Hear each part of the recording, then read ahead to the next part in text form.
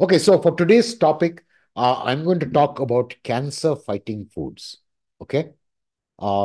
If you'd like to know, is there something that you can add to your diet that will keep a lot of these problems away? Then just stick on and we'll see what this is about.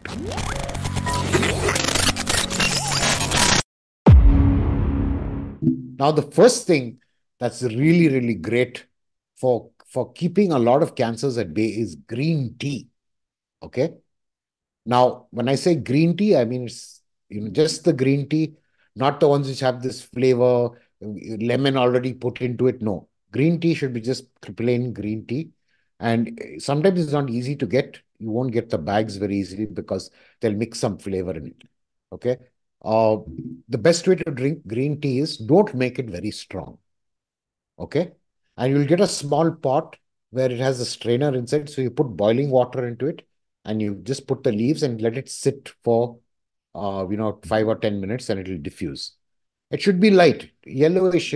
Don't make it too dark green because it is not easy to drink when it gets a little strong because you'll find it a little bitter.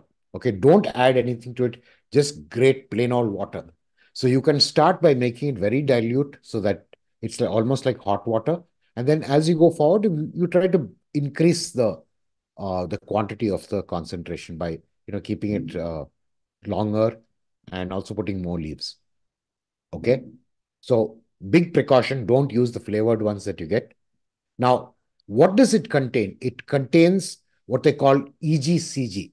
Okay. Not easy peasy. It's called EGCG. Okay. Now, it has many health benefits and it has a and they've researched that it has strong anti-cancer potential. Okay. Now, what it does is it actually inhibits these cells from growing, the cancerous cells, because our body goes through, fighting cancer cells every day, every minute.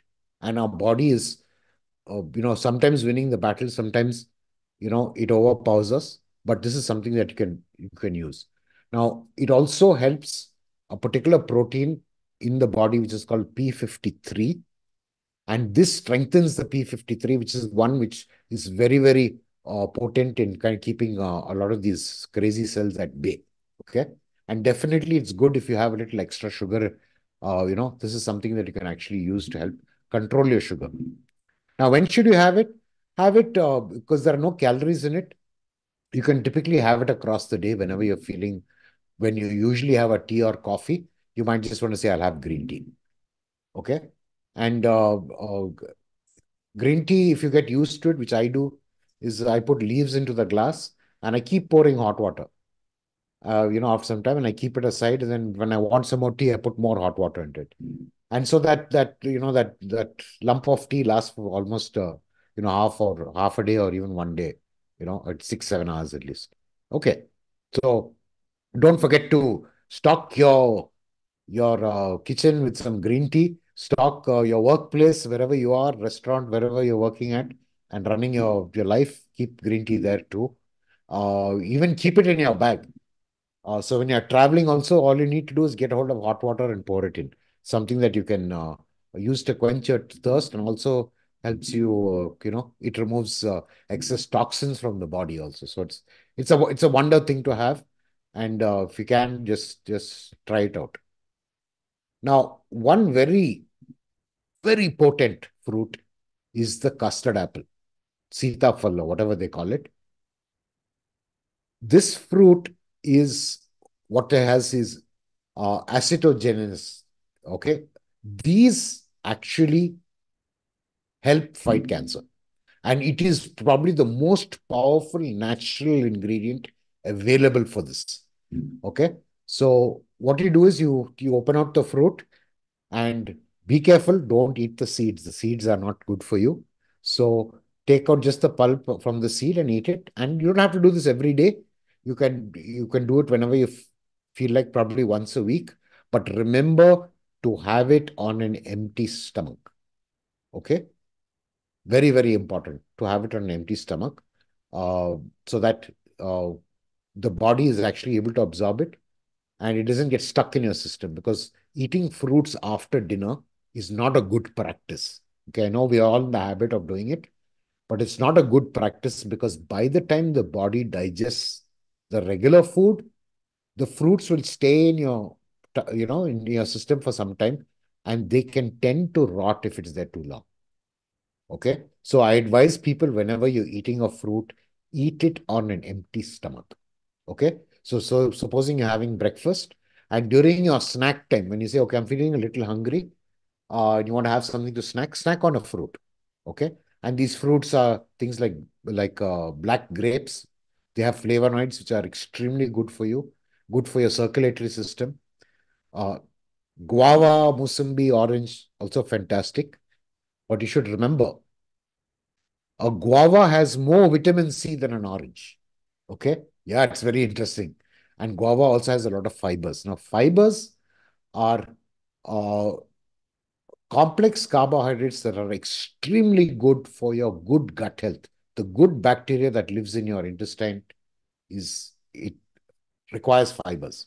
And problem is when we eat a lot of processed food, and a lot of people I know eat processed food, especially things like maida, and there are no fibers left in it. And so what happens is when you eat these processed foods like maida, you have very refined oils. These are all processed foods that become not food, they become substances because there is absolutely all the nutrition is taken out. And that's why it has a shelf life. It has a shelf life because the bugs, insects, bacteria don't eat it because there is no food in it. There's no nutrition. So it's just junk lying there, and we are all, but human beings, yeah, we can eat. Yeah, super, we can eat. Animals and all that won't want to eat it. I'm telling you, a lot of animals won't eat the stuff that you give them. They'll just sniff it, and especially cats. If you give them anything that's processed, they typically won't eat it. You just try it out. Okay. Now, apples are like they say, apple a day keeps the doctor away. Uh, it's actually really the truth because apples have a lot of fiber in it. It's very important. You can have it during your breakfast time. It's a good time. If not, don't have 20 apples. I'm just saying have a quarter or even half an apple. Have it with your breakfast in the morning. Now, the skin contains a particular uh, compound called quercetin. Now, quercetin is a compound that prevents inflammation. Now, as we go through life and as we get older, we get inflammation everywhere. You name it, things we can't see will get inflamed. Okay, and these can cause aches and pains. They can even affect your eyesight. Inflammation. Okay, and it when it gets to the eye and things that it's very hard to reach it, and uh, it's not easy to reduce that inflammation. So these things will, in small quantity, I mean, in a certain amount of quantity, helps to reduce it. And likewise, strawberry also has another compound called fisetin. Now, fisetin is another uh, compound that helps throw away the what do you say the redundant cells. We have some redundant cells in our body that have lost its energy, don't do it function properly. They're just hanging around and multiplying slowly by themselves, and they're just like lazy soldiers in your body. So the fisetin, what it does, it helps the body remove these what you call redundant and lazy cells from your body. So not easy to get strawberries, I know, but you can look up the internet and see if there are other fruits available that have this. But definitely sometimes, and what I do is if I can't find the fruit, I just get the supplement by itself. Okay, and I just take it. Okay. Now something you don't want to take. If you don't have a serious ailment, then you don't need to take these on regular basis. But it's good to have it in your diet. And if you really need the concentration, then probably have to go and pick up a supplement, take it once in 2-3 days or something. Um, but quercetin and then there's some other compounds that I'll tell you about, which you can find in food. But the quantity of food you have to eat is a lot. So to get the requisite quercetin, you probably have to eat 4 or 5 apples, which may not be easy, but no problem. Even if you eat half an apple, something is better than nothing. Okay? Because there are other benefits with all these things. Green leafy vegetables, extremely important. Spinach, morangai, broccoli, cauliflower, okay, not as great as broccoli, is a lot better, the green version of cauliflower. Root vegetables like carrot and beetroot, okay, soya bean, garlic, walnuts, dark chocolate. Now, there is one very important component in all of these foods. It is the nitrous oxide that is present in all of these foods. Now, what does this do? And how is it beneficial for cancer? A lot of this protein that you absorb in the body, sometimes the cancer cells cannibalize that protein and convert it. So that's kind of a danger. That's why a lot of people tell you stay away from red meats, don't eat non-veg food because of this particular problem. But what happens is when you consume nitrous oxide foods, it prevents this protein from getting consumed by the getting converted into something that is toxic or that the cancer cells can use to grow. So that's why you need to have these things in your diet. Now you'll say chocolate, oh, yeah, definitely, but dark chocolate. Dark chocolate, I mean 70% cocoa and above. Okay, this is something you can have as a snack. Okay, so uh, this is what I recommend for you. And well, that's it for this today's topic. And the last laugh for everyone is follow the dynamic vitality model. And there's a lot to learn. It's enjoyable. You learn something new every day, and you will put it into action. And that's what is really going to make a difference for you.